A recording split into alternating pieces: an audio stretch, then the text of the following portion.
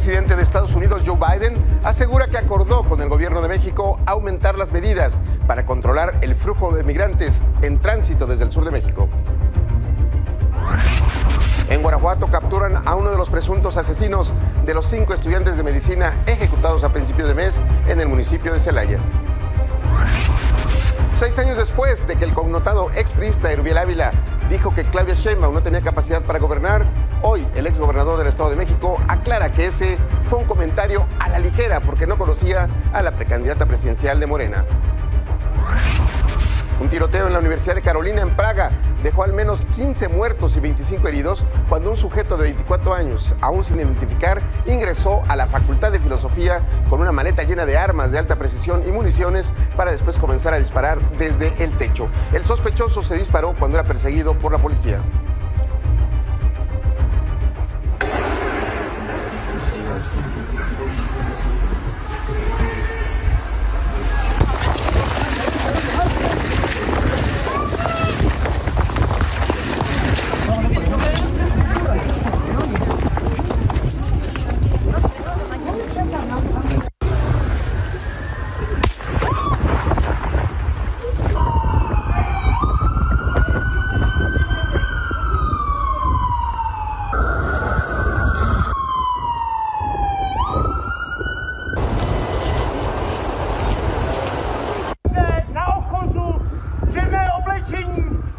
Balistika stojí nahoře. Postavil se, jestli máte dlouhém to!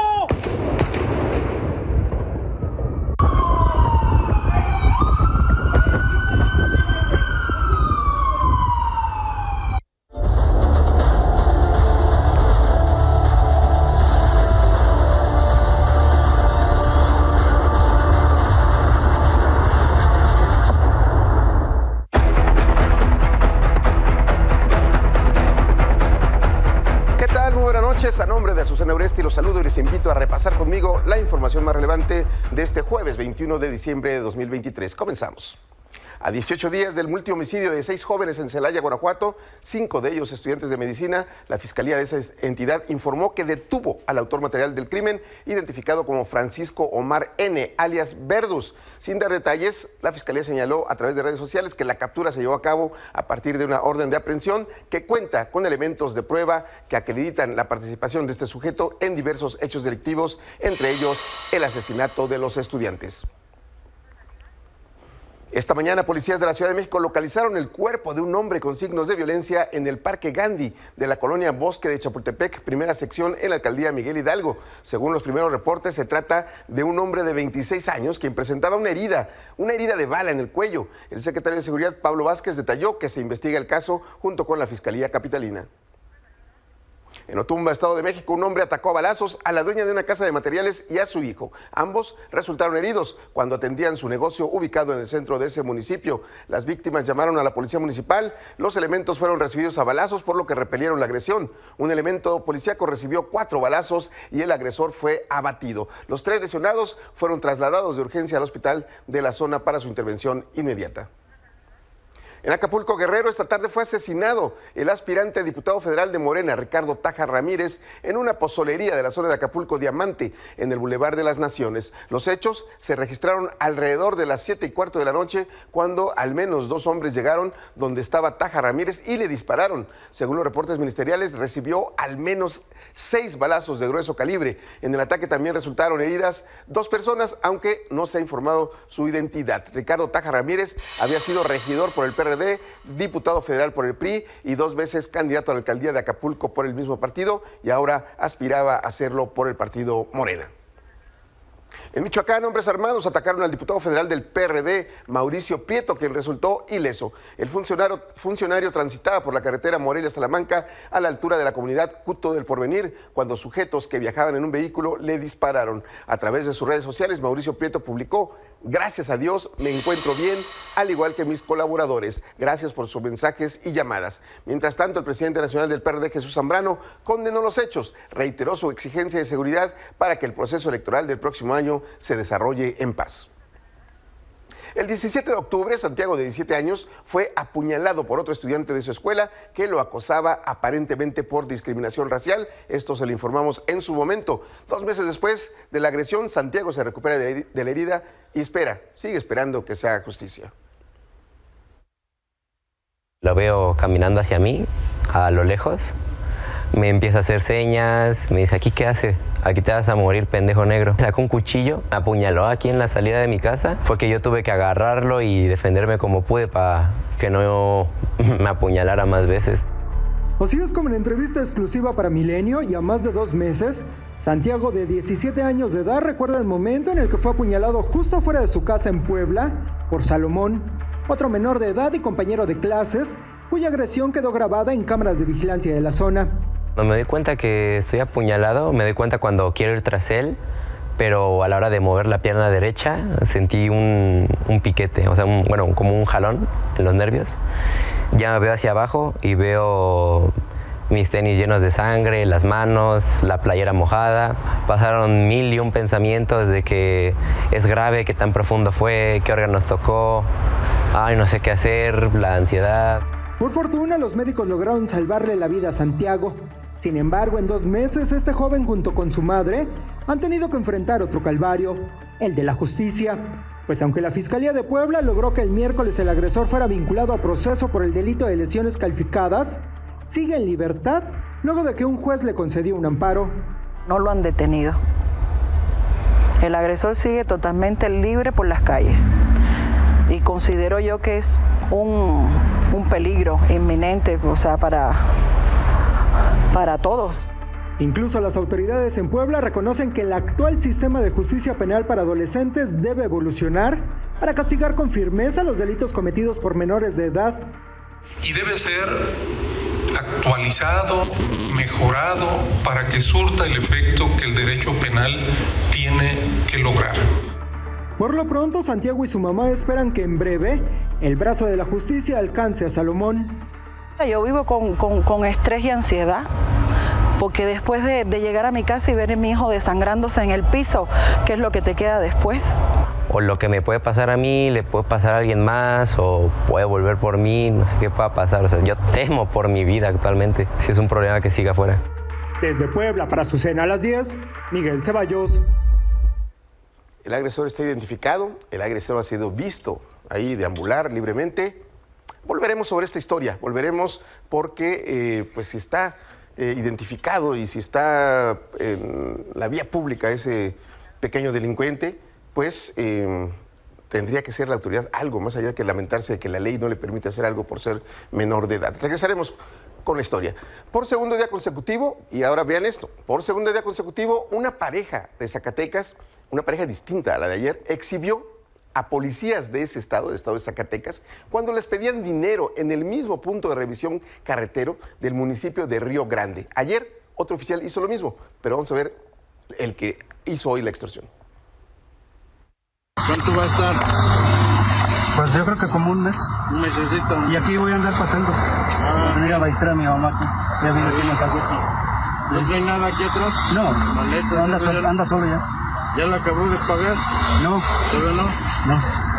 Está bien, jefito. ¿Nos invita al refresquito, si se puede?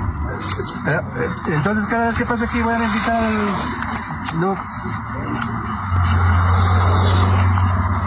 pues ya nos cobraron allá cuando veníamos ayer. Ten cuidado. Sí, dale. Cuídense. El mexicanísimo no nos da para un chesco aplicado por el policía, por este policía estatal. Y bueno, en estas imágenes se pueden apreciar a los 2 elementos que pidieron ayer, aunque por la nariz no estoy muy seguro de que sean distintos, parece que sean el mismo, ayer y hoy en un punto de revisión ubicado sobre la carretera 49 que va de Río Grande a Torreón, cerca de las instalaciones de la Unidad Regional de Seguridad Pública. La Secretaría General, a ver, ahí está la información oficial, la Secretaría General de Gobierno informó que ambos elementos ya fueron identificados, entonces sí son dos distintos, ya fueron identificados y dados de baja de la corporación. La pareja de automovilistas es originaria de Zacatecas, pero reside en Estados Unidos y había regresado a la entidad para las fiestas de fin de año, y es una historia no muy distinta a muchas otras que hemos estado viendo, de las que hemos sabido, de pues policías que extorsionan o delincuentes, y en algún caso ya no se sabe cuál es la diferencia entre uno y otro, que están atracando a los paisanos que están regresando de Estados Unidos. Y en otra información, en Hidalgo, el huachicoleo o robo de combustible no termina. Pese a la vigilancia policíaca, los delincuentes buscan nuevas estrategias para ordeñar los ductos de Pemex, un delito que pues de vez en cuando el gobierno federal dice que ya se acabó, pero vean. Mira, aquí a donde ves ahorita frente, donde están los elementos de la Guardia Nacional, es una toma clandestina, está vigilada ya aproximadamente desde hace unos 3 años. Es por eso que ahora, por estos lugares, hay muchos túneles, pero bueno, ya están un poquito ya más escondidos. Por quinto año consecutivo y pese al despliegue de seguridad, los huachicoleros de Hidalgo siguen ocupando el primer lugar en carpetas de investigación a nivel nacional por delitos cometidos en materia de hidrocarburos. Y ahora usan métodos más sofisticados como la perforación de túneles que conectan bodegas y viviendas directamente a los ductos de Pemex. Mi región específicamente, 3 túneles para el robo de hidrocarburo, que ya tenían tiempo operando, ¿no? Y que ya generaban una economía y un círculo. Este año fueron descubiertos una docena de túneles en Tlaxcuapan, Santiago Tulantepec, Atitalaquia, Cuautepec, Pachuca y Mineral de la Reforma. Pues también están encontrando nuevas formas. Sabemos que nuestro municipio, Mineral de la Reforma, ha sido junto con otros municipios uno de los considerados con más, pues también tomas clandestinas. Pero el huachicol además ha traído consigo violencia.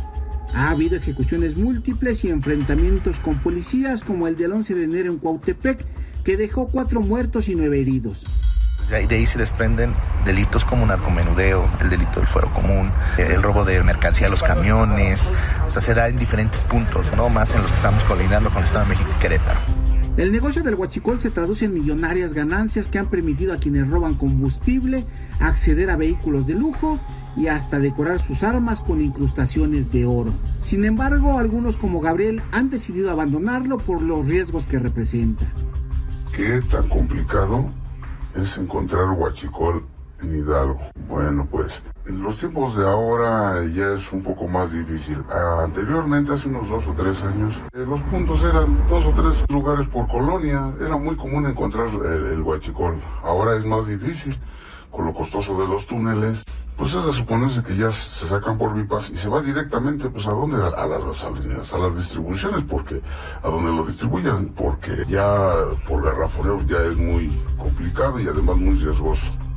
Desde Hidalgo para Azucena a las 10, Guadalupe Trejo.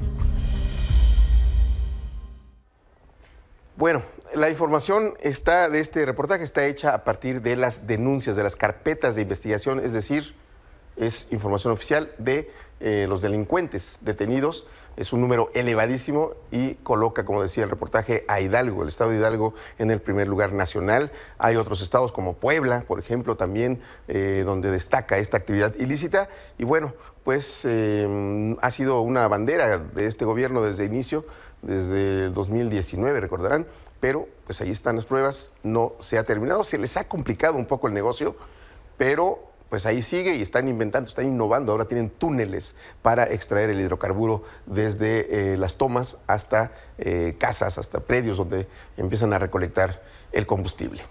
Y bueno, sobre el presunto caso de espionaje por parte de la Fiscalía de la Ciudad de México, revelado por el periódico The New York Times, esta tarde el vocero de esa dependencia, Ulises Lara, informó que los funcionarios señalados por el Diario de Estados Unidos de haber solicitado información a la compañía Telcel rechazaron haber firmado algún documento con ese fin.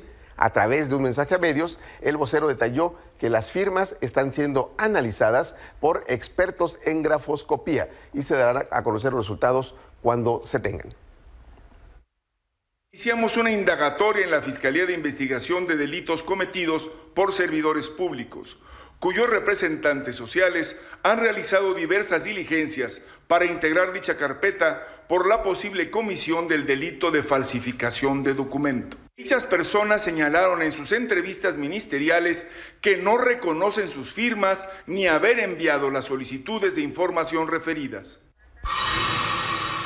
Bueno, se avanza en este caso denunciado o revelado por el periódico The New York Times. Ahora sería que sí habría ocurrido el ilícito, pero que habría sido ejecutado por personas ajenas a la Fiscalía Capitalina, habrían pues falsificado las firmas de estos funcionarios. Bueno, la investigación sigue su curso, veremos en qué termina. Y vamos con el tema de la migración, un tema importante este día. Según reportes del Instituto Nacional de Migración, de noviembre a la fecha, en un mes y medio, el flujo migratorio hacia Estados Unidos se ha incrementado de manera considerable. Se calcula que cerca de 100,000 migrantes, 100,000, han ingresado a nuestro país buscando llegar a la frontera norte. Por esta razón, el titular del instituto, Francisco Garduño, aseguró que estamos ante un fenómeno mundial de naturaleza antropológica y morfológica, porque viajan desde África. ¿Qué quiso decir? ¿Quién sabe? Pero por lo pronto se comprometió a incrementar la vigilancia, destinar un mayor número de personas y de camiones para trasladar migrantes desde el estado de Coahuila, así como a reforzar los operativos que en conjunto con la empresa Ferromex se llevan a cabo en el centro del país. Esto fue en una reunión de Francisco Garduño con autoridades del estado de Coahuila. Por la mañana, en Palacio Nacional, el presidente López Obrador adelantó que tendría una llamada telefónica con el presidente de Estados Unidos, Joe Biden, a petición suya, y aseguró que desconocía el motivo. Tengo una llamada precisamente con el presidente Biden. Yo creo que migración. Él pidió hablar conmigo y desde luego me va a dar mucho gusto saludarlo. Vamos a ver qué nos plantea. Él pidió, una de esas es por la Navidad. Bueno, pues seguramente habría un intercambio ahí de felicitaciones navideñas, pero tras la conversación telefónica con el presidente Joe Biden, se dio a conocer del lado mexicano que una delegación de Estados Unidos encabezada por el secretario de Estado, Antony Blinken, viajará en los próximos días a México para hablar con el presidente López Obrador. Están hablando en los próximos días, cuando ya estamos terminando el año, prácticamente pues ya se están en vacaciones, quizá algunos funcionarios están de vacaciones, pero pues debe ser muy urgente porque esta delegación, que además es de altísimo nivel, pues viene a hablar sobre el aumento en el flujo migratorio en la frontera. Además, el portavoz del Consejo de Seguridad Nacional, John Kirby, precisó que acompañarán a Blinken el secretario de Seguridad Interna, Alejandro Mayorkas, la asesora de seguridad de la Casa Blanca, Liz Sherwood Randall, es decir, la plana mayor del gobierno de Estados Unidos en asuntos migratorios y de seguridad nacional.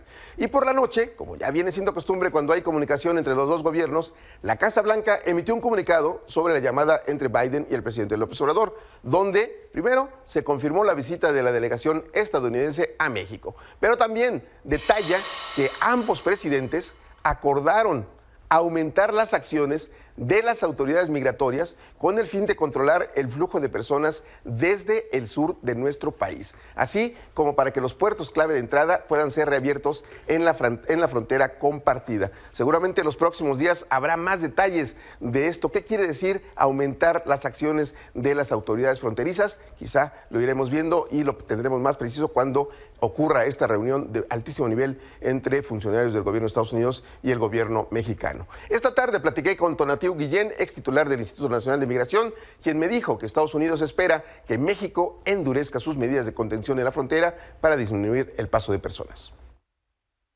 Son las presiones que tiene el gobierno de Biden para endurecer la frontera. Implica que México endurezca sus medidas de contención. Y hay dos asuntos que están en el escenario que son muy preocupantes.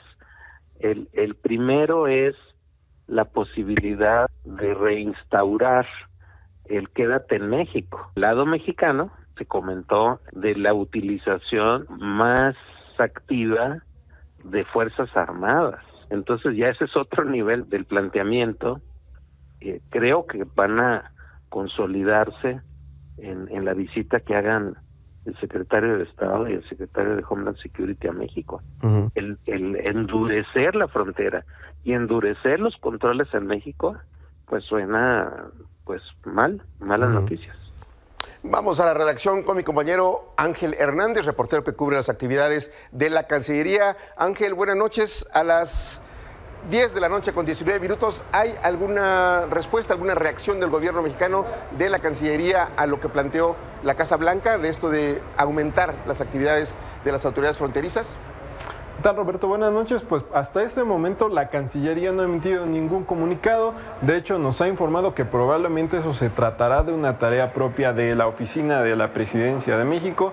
Es decir, que el mismo presidente Andrés Manuel López Obrador o sus voceros pudieran aclarar a qué se refieren justamente la Casa Blanca con este comunicado en el que dice no solamente que se necesitan acciones urgentes en materia migratoria para reabrir estos puertos, sino que dice en los puertos en toda la frontera compartida, es decir, a lo largo del río Bravo, para explicar justamente qué tipo de medidas, qué tipo de autoridades, cuántas y por supuesto cómo se habrá de mitigar el probable daño a los derechos humanos que siempre hay para los migrantes, para las personas en movilidad. Estaremos por supuesto al pendiente, pero Roberto, hasta el momento no hay nada por parte del gobierno mexicano. Muy bien, bueno, pues seguramente también, como viene siendo costumbre, van a dejar la respuesta para la conferencia de la mañana, allá desde Palacio Nacional. Seguramente en unas horas ya tendremos esta confirmación o precisión que quiera hacer el gobierno mexicano al comunicado de la Casa Blanca. Y como dice el comunicado de Estados Unidos, pues medidas urgentes, tan urgentes, decía yo, que pues se prepara la llegada de esta gente en fechas bastante complicadas. Es fin de año, es Navidad y luego fin de año, medio complicado, pero bueno, así de urgente lo considera Estados Unidos para su frontera. ¿Algo más que agregar, Ángel? Pues Roberto, muy importante también decir las cifras allí en Estados Unidos. Solamente el año fiscal de 2023, casi 2,5 millones de aprehensiones allí en la frontera. Refleja efectivamente que se trata de un problema humanitario, pero también del flujo migratorio que está llegando sobre todo por el sur de México. Veremos cuáles son los planteamientos de las autoridades mexicanas y de las estadounidenses, que sí, sorpresivamente a finales de año viene Alejandro Mayorkas, Elizabeth Sherwood Randall y por supuesto el secretario de Estado Antony Blinken para platicar con el presidente Andrés Manuel López Obrador qué se puede hacer para controlar este fenómeno.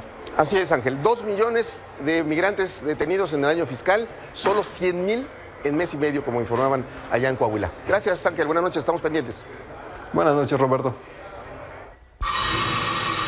En Coahuila, autoridades estatales y federales informaron que un grupo de especialistas pudo llegar este jueves a la zona de Las Galeras, donde quedaron atrapados 10 mineros en agosto de 2022, allá en la mina del Pinabete. Usted recordará este caso muy sonado, agosto de 2022, sonadísimo, y debo reconocer las críticas que hubo a la estrategia del gobierno mexicano de decir vamos a llegar, vamos a acabar y llegar hasta encontrar pues los restos de estas personas, de estos mineros, pues que encontraron la muerte desafortunadamente ahí en esa mina. En el sitio hoy se encontraron una bolsa de herramientas, envases y mangueras de aire, lo que pues le da confianza a las autoridades que están a cargo del rescate de que ya están en el piso de la galera y que poco a poco se han logrado remover 10 metros de carbón y sedimento.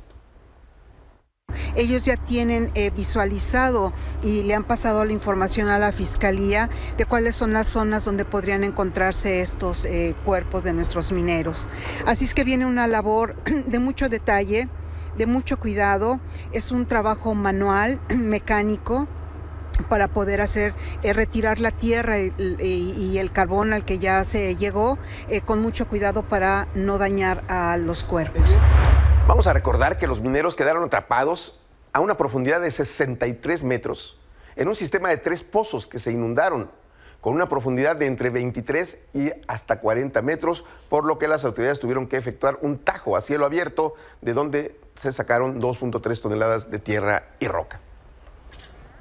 Bueno, en otra información, en el estado de Hidalgo, las obras de revestimiento del río Tula con las que la Conagua pretende evitar una nueva inundación en la ciudad como ocurrió en 2022 han provocado daños a viviendas y serios cuestionamientos sobre la calidad y seguridad de los trabajos, según denuncias de los propios habitantes de esa zona.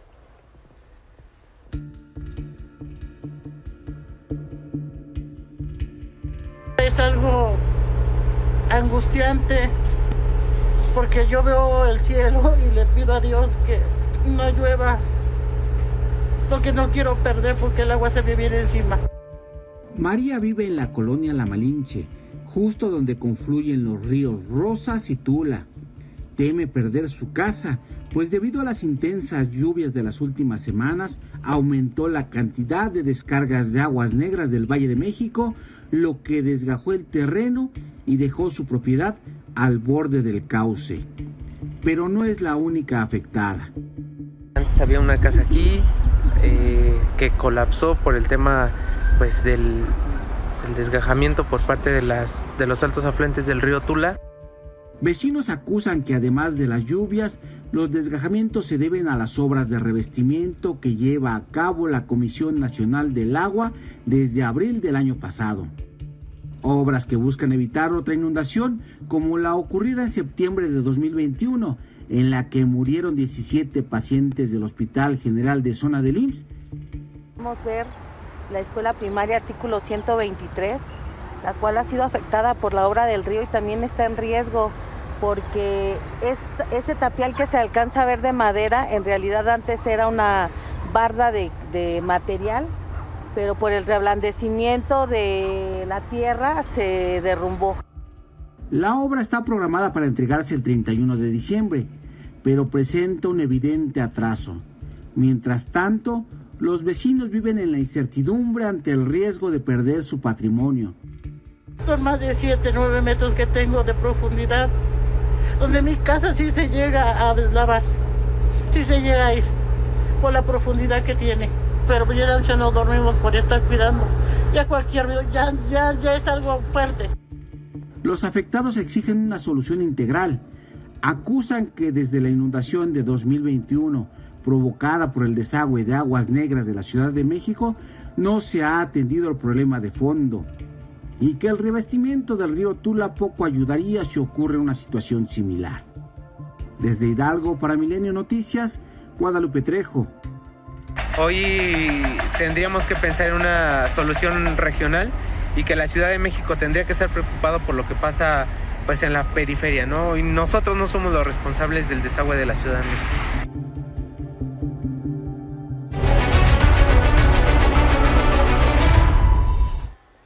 En la información político-electoral, luego de anunciar su apoyo a la precandidata presidencial de Morena, Claudia Sheinbaum, esta mañana el expriista y exgobernador del Estado de México, Erubiel Ávila, pues, rectificó y dijo que hace 6 años hizo un comentario a la ligera porque no conocía el trabajo de Claudia Sheinbaum e insistió que en los próximos días se sumarán más militantes del PRI a la Alianza Progresista por México. Habría dicho hace 5 años, habría dicho que Claudia Sheinbaum no estaba capacitada para gobernar. Ahora dice que fuera ligera porque no la conocía.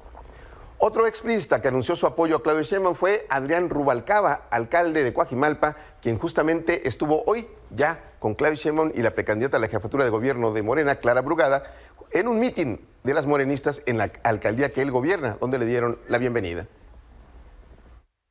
Lo único que queremos es sumarnos contigo, darte todo nuestro respaldo. Estamos contigo, te deseamos el mejor de los éxitos y estos guerreros de Coajimalpa nos van a respaldar. ¡Guerreros! ¡Guerreros! ¡Hasta la victoria! Y yo quiero dar la bienvenida a las compañeras y compañeros que quieran sumarse a formar parte de la Cuarta Transformación. Y quiero en especial hacer un reconocimiento al compañero Adrián Rubalcaba. Quiero reconocerle a Adrián Rubalcaba haberse rebelado contra la imposición. Porque lo que queremos es el bienestar del pueblo de México, el bienestar de los habitantes de Coajimalpa, y yo estoy segura que esa es la esencia también de lo que mueve a Adrián Rubalcaba. Cada vez más gente se quiere unir a nuestro movimiento. Por su parte, la precandidata presidencial de la oposición, Xóchitl Gálvez, aseguró sobre este mismo tema, los priistas que se unieron a Claudia Sheinbaum, dijo que sobre estos priistas pesaban varios años de prisión. Hay algunos que ya se sumaron allá, pero no crean que se fueron porque están convencidos de ese proyecto. Pero bueno, con algunos seguramente expedientes abiertos, pues cambian de opinión. O sea, lo que se fue para allá fueron varios cientos de años de prisión por su corrupción de estos personajes. Así es que no crean que se fueron convencidos. Lo que se fueron es a buscar impunidad. Por su parte, el dirigente nacional del PRD, Jesús Zambrano, señaló que las renuncias de priistas no afectan al Frente Amplio, pues esos personajes ya servían desde hace mucho a los intereses de Morena. Sí va a afectar, pero a Morena, porque van a llevarse toda la contaminación que traen consigo allá. En realidad, ellos ya tenía rato que no estaban en el PRI, habían salido, y luego Murat, que entregó el Estado, pero bien hace mucho que ya se había salido.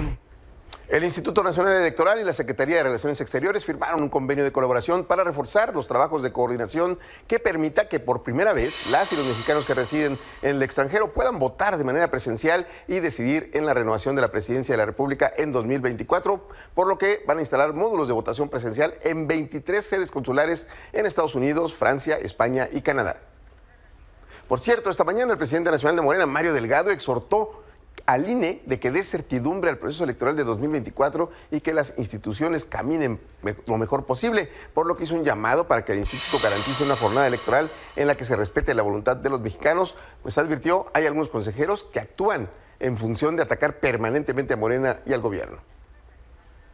Luego de que la senadora del Movimiento Ciudadano, Indira Kempis, le negaron participar en el proceso para elegir al candidato presidencial de ese partido, esta mañana Indira anunció que se separó del grupo parlamentario de Movimiento Ciudadano. En redes sociales expresó su gratitud con la gente que confía en su trabajo y visión por Nuevo León y México y reiteró que el juicio para proteger sus derechos políticos electorales en el Tribunal Electoral continuará.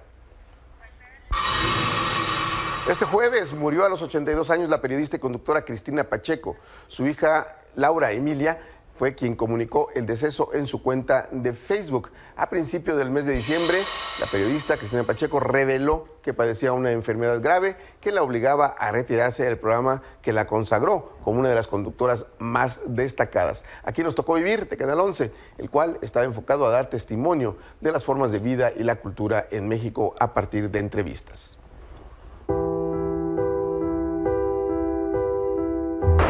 La desgracia, el miedo, la necesidad de encontrarnos con otras personas, de solidarizarnos con su pena y de ayudarlos, nos lanzó a la calle.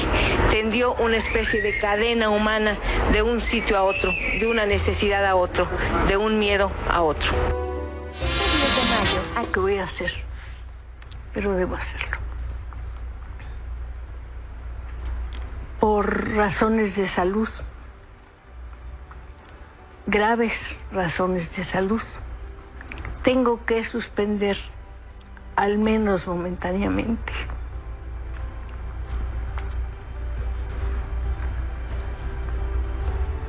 ¿qué les diré?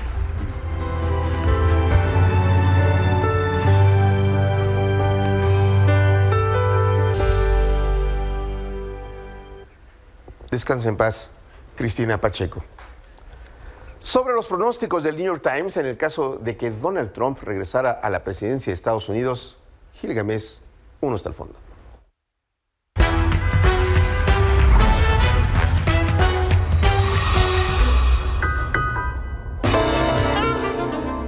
El New York Times presenta un reportaje de Jonathan Swan, Maggie Haberman y Charlie Savage sobre los planes de Donald Trump en caso de regresar al poder.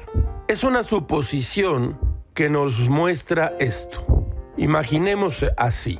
En el primer mitin de su campaña presidencial de 2024, el expresidente Donald Trump declaró: "Yo soy su castigo". Más tarde prometió utilizar el Departamento de Justicia para perseguir a sus adversarios políticos, empezando por el presidente Joe Biden y su familia. Detrás de estas amenazas públicas hay una serie de planes de Trump y sus aliados que pondrían en jaque elementos fundamentales de la gobernación, la democracia, la política exterior y el Estado de Derecho de Estados Unidos si regresara a la Casa Blanca. Algunos de estos temas se remontan al último periodo del mandato de Trump. Para entonces, sus asesores clave habían aprendido a ejercer el poder con manos y con mayor eficacia. Trump había despedido a funcionarios que se resistían a algunos de sus impulsos y los había sustituido por partidarios leales. Entonces perdió las elecciones de 2020 y tuvo que abandonar el poder.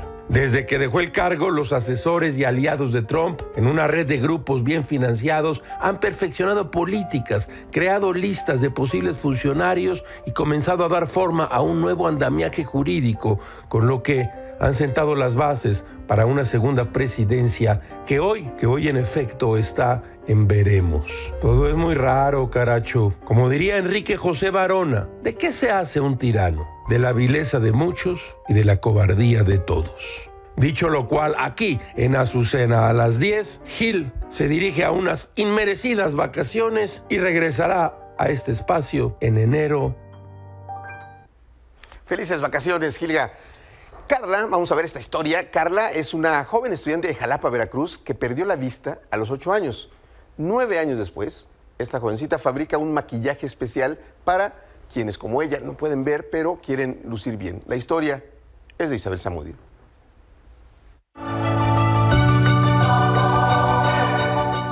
El producto se me ocurrió desde que me metí a internet y empecé a investigar si existían los productos o el maquillaje con escritura en braille tanto en la caja como en el recipiente.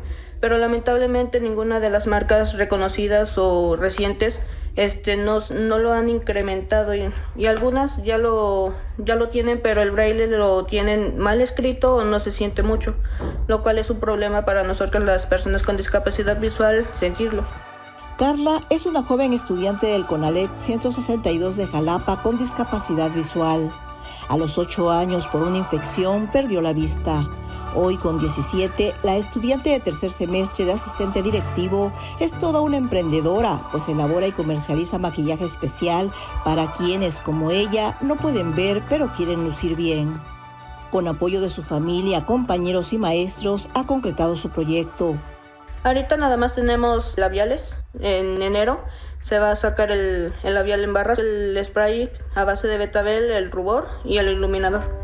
De los más de 1,000 alumnos que estudian en este CONALEP, 46 tienen algún tipo de discapacidad psicológica, motora, visual, auditiva, autismo o síndrome de Asperger, por lo que las instalaciones cuentan con rampas, baños especiales y señalizaciones especiales. Es un orgullo para nosotros porque es una alumna destacada y emprendedora sobre todo. Contamos también con personal capacitado y conciencia sobre todo a toda la comunidad educativa para fomentar un entorno inclusivo y respetuoso. Tenemos una educación inclusiva en la que el principal motor es que los chicos quieran estudiar, tengan esa conciencia de que aquí sí se puede, que no, nada es límite. Aunque el reto es grande, Carla se ve en el futuro como empresaria y productora de maquillaje para personas como ella con discapacidad visual. Apoyan a las personas con discapacidad. Desde Veracruz para Azucena a las 10, Isabel Zamudio. Vamos a un corte. Cuando regresemos le vamos a contar sobre otra joven exitosa. Esta es de Michoacán y logró entrar a la NASA en el programa de colonización de la Luna. Tiene apenas 19 años. Fátima López es originaria de Michoacán y ya tiene un lugar en el programa para colonizar la Luna de la NASA, la Agencia Espacial de Estados Unidos. Desde que estaba en preparatoria presentó un proyecto que logró obtener el primer lugar en la NASA.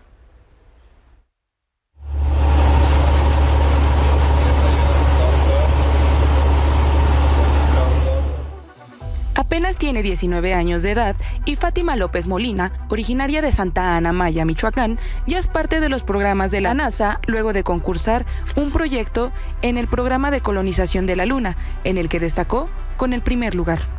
Yo llegué a la NASA gracias a que mi proyecto ganó el primer lugar en el programa de Moon Colonization Program. El proyecto lo basé a solucionar la menstruación de la mujer astronauta. Desde que estudiaba la preparatoria, presentó el proyecto, pero fue apenas hasta este año cuando fue aceptada.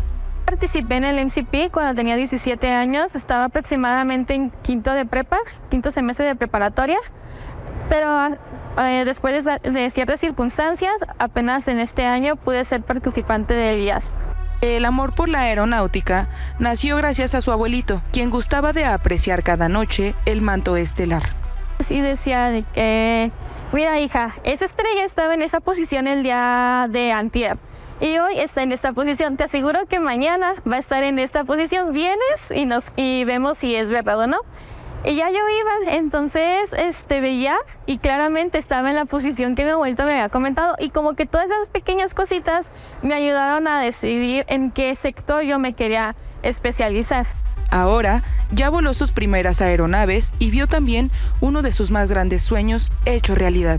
La NASA es inspiración, es el saber que no hay un límite. Cualquier persona puede llegar a trabajar con nosotros en la NASA. Ahora Fátima participa en otro proyecto confidencial junto a 60 jóvenes más de diferentes países. En grupo podemos lograr grandes cosas, porque al final de cuentas somos iguales. Con información de Carlos Arrieta, Azucena a las 10. Enhorabuena a esta jovencita. Y antes de despedirnos, científicos de Islandia confirmaron una disminución de la actividad volcánica en Reykjanes, al suroeste del país, luego de una semana de la erupción. La Oficina Meteorológica de Islandia dijo en un comunicado que los flujos de lava parecían haber disminuido durante la noche, pero que era demasiado pronto para declarar el fin de la erupción en la formación de este volcán, de este nuevo volcán. Ahí están las imágenes. Pareciera que ya hay una tranquilidad ahí en esa zona. Muchas gracias por su atención. Los espero mañana a la misma hora. Pásela bien.